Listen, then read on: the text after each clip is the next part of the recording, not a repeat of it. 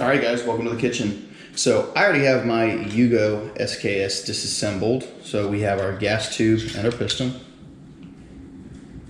And then specific to the actual gas valve, you're going to see that we have our small gas port, and then we're going to actually have our large opening, which is where this spring and then our top portion are actually going to sit inside there like such. So what we're going to do is we're going to install the old one here real quick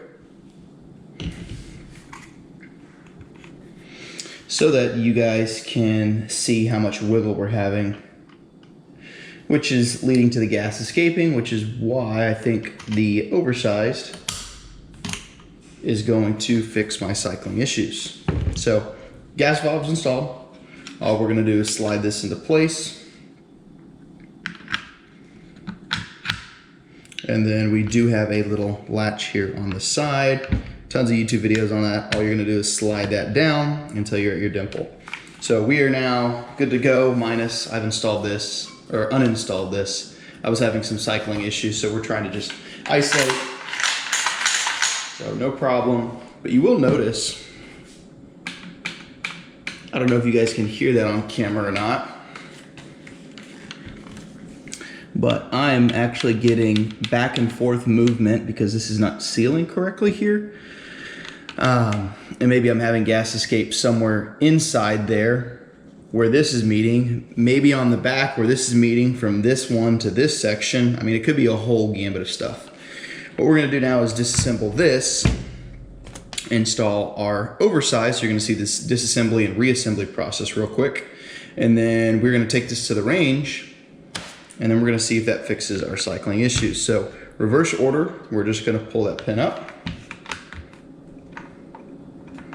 And then we're gonna get that to where that's able to slide off. Then we're gonna push that in and slide it over to the no gas setting. We're then gonna slide it forward. That should allow me to pull this out. And then I now have my gas valve and the spring was left in there. So we're gonna take that out. We're gonna grab our new oversized. We're gonna slide it in to just that first position. We're gonna put our top portion and our spring in there. Press it down and slide it back. So now we're in the gas close setting. Slide it to the right. We're now in the semi-auto setting. We are then going to insert our piston and gas tube.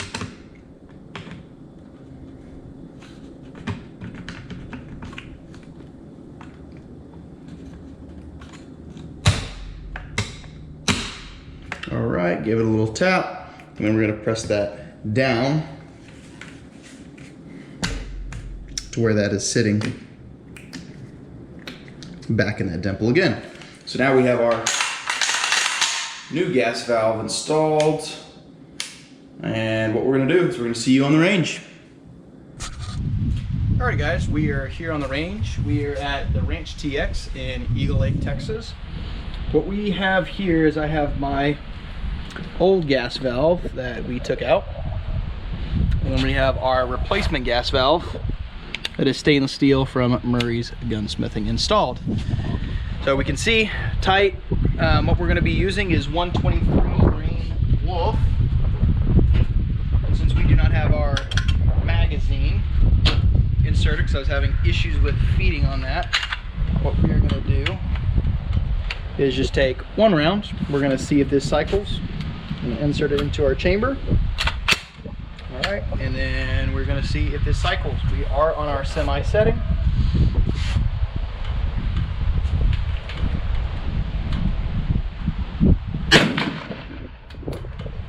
And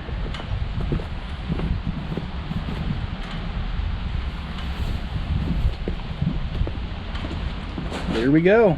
We got it to cycle. We're going to see if we can do that consistent.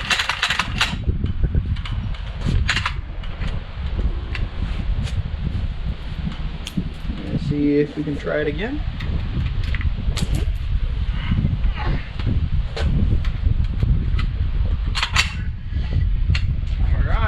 see if we can cycle here. And another ejection. We're going to do that one more time. Then I would say that our new gas valve fixed our gas issues.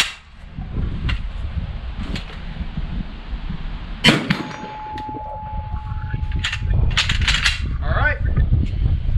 So it seems like the Murray Gunsmith new gas valve, that is a stainless steel oversized version, is getting my SKS to cycle. Alright guys, we are back on the range here. We have my Yugo SKS. This time we actually have our magazine installed. So we are going to see if this is going to lock back at slide lock, or bolt lock.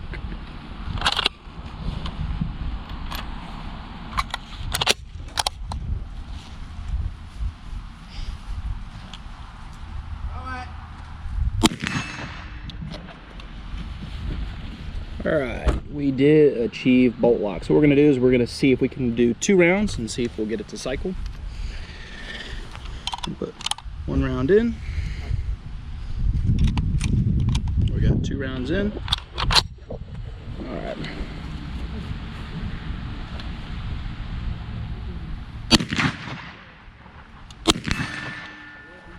Alright. And we got bolt lock. Looks like our Murray's Gunsmithing oversized and new gas port has solved my issues with the Yugo SKS. So if you're having issues with jamming on your SKS, I would try a cheap option, Murray's Gunsmithing, compared to the Amazon or eBay knockoffs for an extra $10, just knowing that it's coming from a reputable gunsmith. Not saying it won't work, I just haven't tested it. And then I would try that troubleshooting first beyond just cleaning your guns to try to get your SKS to start cycling.